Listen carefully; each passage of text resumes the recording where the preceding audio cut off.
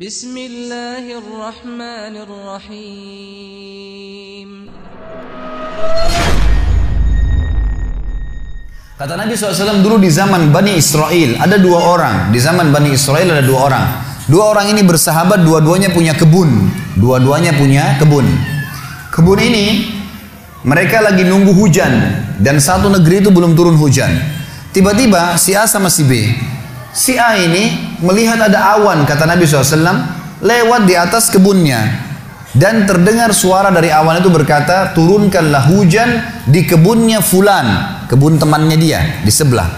Maka dia bilang, kata Nabi SAW, orang ini pun mengikuti awan tersebut. Ternyata betul, awan itu menggumpul semuanya di atas kebun temannya, hujan.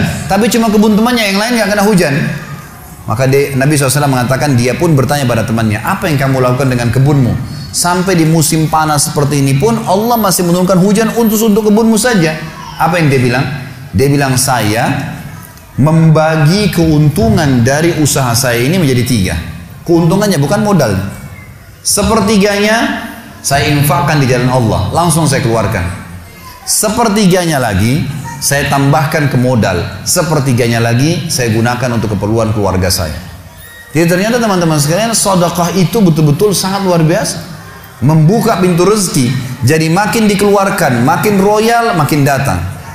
Saya sarankan teman-teman kalau bisa ikutin ceramah saya di YouTube, ada tentang Abdurrahman bin Auf, sahabat Nabi, serial sahabat. Kita sudah membahas 9 sahabat, Abu Bakar, Umar, Uthman, Ali, Talha, Zubair.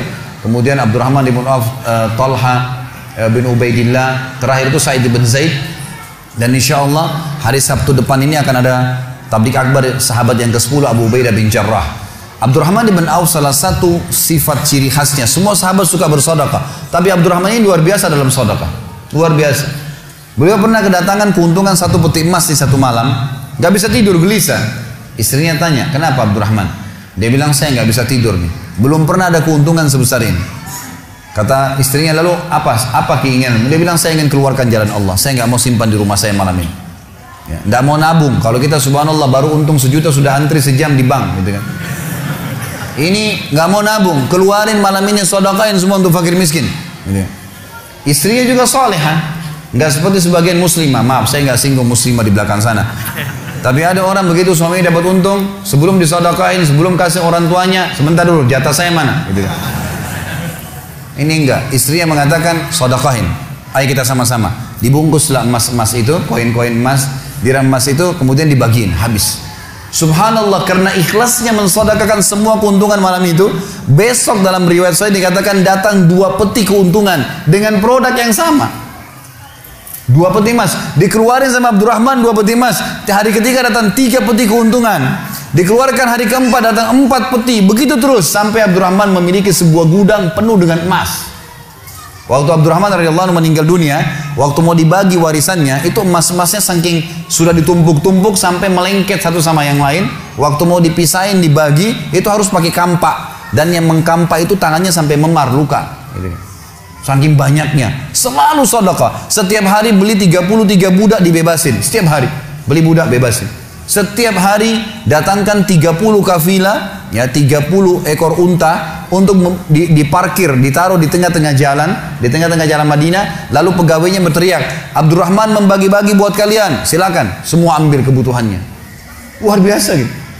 Kita subhanallah kadang-kadang bersedekah, kalau orang datang itu pun masih perhitungan, gitu kan. Ini nggak sengaja cari orang yang butuh lalu dikasih.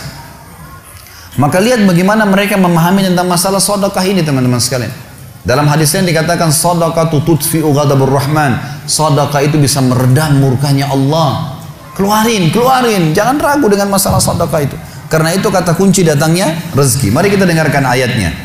Yang pertama adalah surah Al-Baqarah, surah nomor 2 ayat 254. Allah Subhanahu wa taala berfirman, Al-Baqarah 254, A'udzu billahi minasyaitonir rajim. Ya ayyuhalladzina amanu.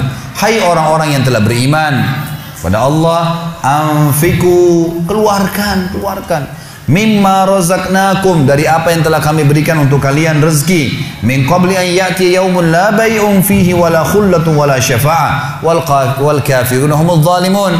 Sebelum datang hari nanti kalian menyesal, nggak ada lagi hari transaksi, nggak ada lagi kasih sayang, tidak ada lagi pertolongan, hari kiamat. Teman-teman sekalian, maaf, kalau Anda punya rezeki banyak di rekening, Masya Allah, bagus.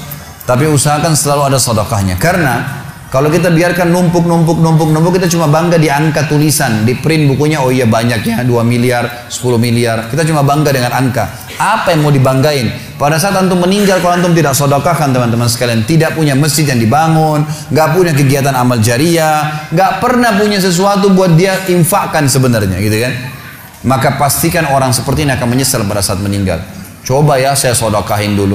Makanya kata Nabi SAW, hartamu yang sebenarnya, harta yang kau sedekahkan selama kau hidup, itu harta sebenarnya.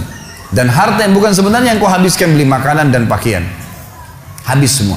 Yang kau sedekahin. Seorang ulama salaf dulu pernah ditanya, setiap dia dapat keuntungan selalu sedekahin, dapat keuntungan selalu sedekahin, selalu sedekahin. Dipakai untuk kebutuhan keluarganya, sisanya sedekah, sisanya sedekah. Nggak ditabung sama dia, dihabisin.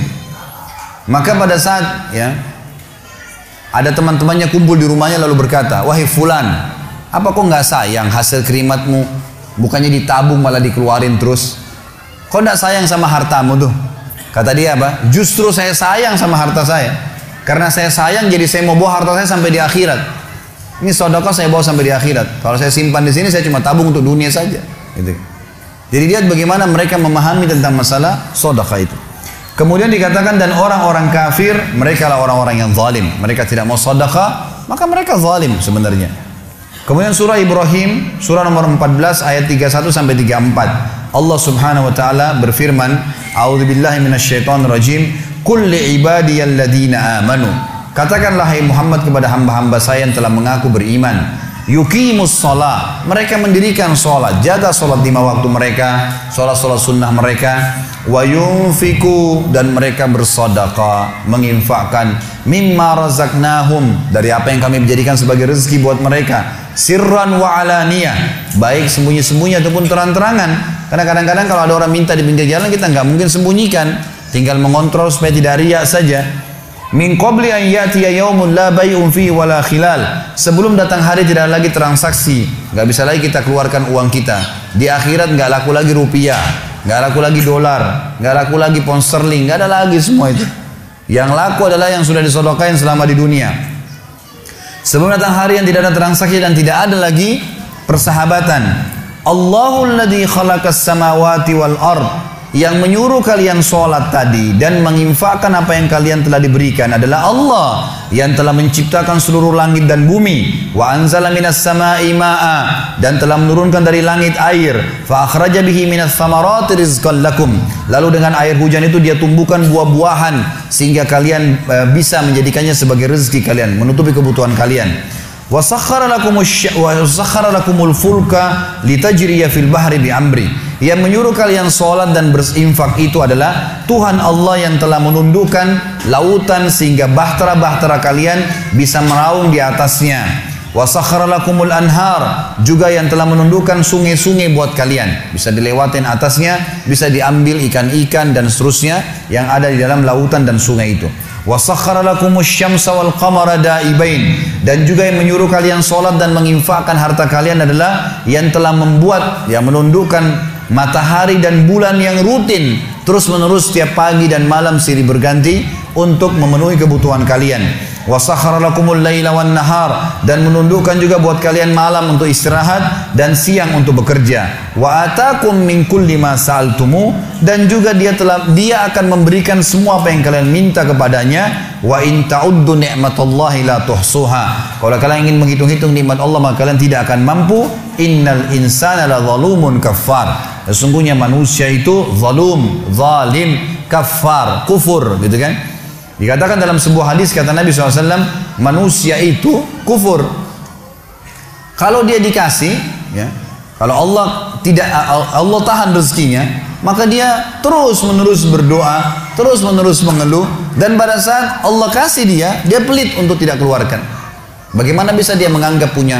Siapa di antara anda yang menganggap apa yang dia miliki sekarang punya dia? Mungkin kita semua mengatakan, oh ini rumah saya, ini mobil saya, ini punya saya, ini baju saya. Itu perkataan kita cuma simbolik di dunia. Buktinya pada saat kita meninggal, dibungkus dengan kain kafan. Semewah apapun mobil tidak bakal ikut ke liang lahat. Rumah tidak masuk liang lahat. Nggak ada ceritanya, kita masuk semua jadi warisan tuh. Itu buktinya, lahir tanpa pakaian, masuk kuburan juga dengan satu lembar pakaian. Gitu. Berarti bukan milik kita. Maka kesempatan kita memperbanyak amal sedekah kita, sehingga memang mendapatkan pahala yang besar. Dan sekali lagi bahasan kita, sedekah mendatangkan rezeki yang banyak.